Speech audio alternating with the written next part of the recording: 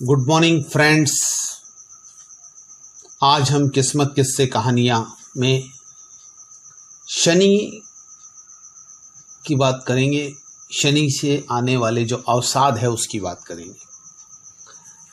मैं हमेशा की तरह गुरुद्वारा महान गुरु नानक साहब गोल्फ लिंक साउथ दिल्ली में लंगर सेवा कर रहा था।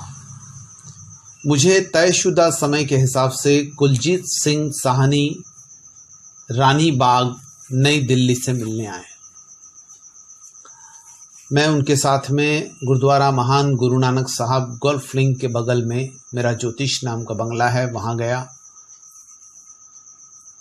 अपने काउंसलिंग रूम में कॉफ़ी पीते हुए मैं कुलजीत सिंह साहनी से बात करने लगा। उन्होंने एक डर जताया कि 7.5 चल रही है, मेरी कुंभ राशि में अभी अभी 7.5 आया है और आगे कैसा होगा, मुझे डर लग रहा है।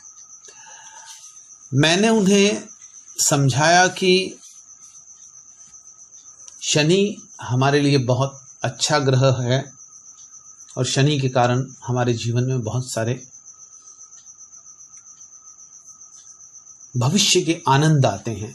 शनि अवसाद जरूर देता है पर आनंद आते हैं। विपन्नता की एक स्थिति यह होती है कि वह हमें भविष्य के लिए आनंद के रास्ते खोलती है। मनुष्य हमेशा विपन्नता में जीता है। विपन्नता की एक अच्छी बात यह है कि वह तुम्हारी आशा को नष्ट नहीं करती, कभी तुम्हारे सपनों के खिलाफ नहीं जाती। यह हमेशा आने वाले कल के लिए उत्साह का संचार करती है। इस विश्वास में व्यक्ति को आशा रहती है कि कल सब कुछ बेहतर हो जाएगा। यह अंधकारमय काल व्यतीत हो रहा है, शीघ्र ही प्रकाश हो जाएगा। लेकिन यह स्थिति बदल गई है। विकसित देश के लोगों ने लक्ष्य प्राप्त कर लिया। लक्ष्य की यह प्राप्ति अवसाद का कारण है।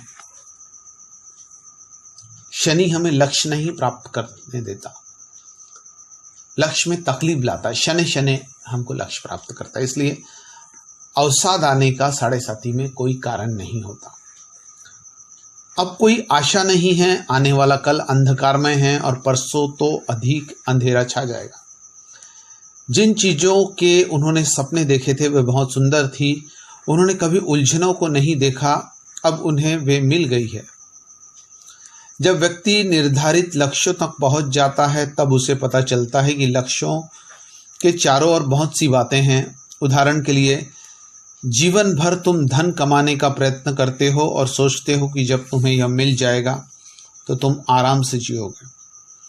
लेकिन जीवन के अंत में तुम्हें इच्छित धन दौलत मिल जाती है तो तुम आराम से नहीं रह सकते। यह धन तुम्हारे कलह का कारण बन जाता है। तुम्हारे परिवार में झगड़े होते हैं, परेशानी होती है, धन के बंटवारे को लेकर तलवारें चलती हैं। महाभारत का एक वाक्य है, रेशम का कीड़ा अपने धन के कारण मारा जाता है। यदि उसमें रेशम नाम का धन ना रहे तो कोई उसको मारेगा। यह विचार कि हमारा दुख, हमारी वेदना, हमारी व्यथा शीघ्र दूर कर दी जाएगी, यह विचार कि परमात्मा है जो हमारी देखभाल करता है, मात्र एक परिहास बन गया है। आनंद एक ऐसी वस्तु है जिसका पोषण किया जाना चाहिए। यह एक तरह का अनुशासन है, एक तरह की कला है। आनंद कैसे लिया जाए इसमें समय लगता है, लेकिन जो व्यक्ति धन के पीछे भाग रहा है वह उस चीज की अपेक्षा कर रहा है जो दिव्यता से के द्वार पर ले जाती है, तब उसे उसके आगे मृत्यु के सिवा कुछ नहीं होता। हमें संघर्ष करते हुए संघर्ष के रास्ते में आने वाले आनंद को अपने जीवन में एंजॉय करना चाहिए। और शनि की 7.5 का जो पीरियड है ये रास्ते का आनंद है। मैंने बहुत सारे लोगों को देखा है जो साढ़े साथी के दौरान ही बहुत सारी मुसीबतों के बाद में आनंद के रास्ते पर गए। मनमोहन सिंह कोहली जो हमारे देश के प्रधानमंत्री थे और 15 साल तक उन्होंने अपना कार्यकाल सफलतापूर्वक पूरा किया, वो साढ़े साथी के दौरान ही देश के प्रधानमंत्री बने थे। तो हमें एक बात का विशेष तौर पे ध्यान रखना चाहिए कि शनि की साढ़े साथी हमारे लिए बहुत सारे ऐसे